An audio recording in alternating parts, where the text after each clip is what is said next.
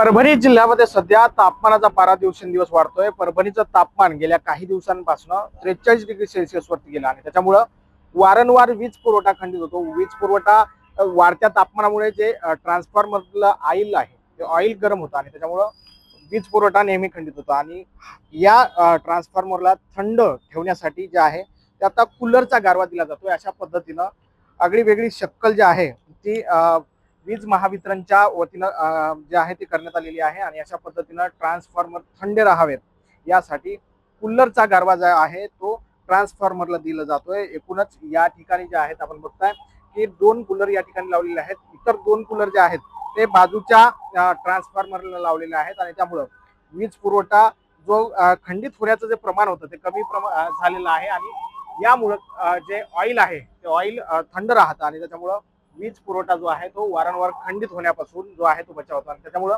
नागरिकांचा देखील रोष कमी होतो। कारण उन्हाळ्याचे दिवस आहेत, साहजिकच उकाडा मोठ्या प्रमाणामध्ये आहे आणि अशा परिस्थितीमध्ये कूलर असेल फॅन असेल हे कायम चालू राहतात आणि त्याच्यामुळे ट्रान्सफॉर्मरवरती लोड येतो आणि त्याच्यामुळे जे ऑइल आहे ते गरम होतं आणि त्याच्यामुळे अशा पद्धतीने ही सगळी व्यवस्था जी आहे ती वीज महावितरणच्या वतीनं करण्यात आलेली आहे। एकूणच याचा फायदा जो आहे तो जे वीज पुरवठा खंडित होण्या पासून होत आहे आणि त्यामुळं या ठिकाणी अशा पद्धतीनं महावितरणच्या वतीने ट्रान्सफॉर्मरला जे आहे ते गारवा दिला जातो। Camera person Sudarshan Patil sir, ज्ञानसुंदर TV9 मराठी, परभणी।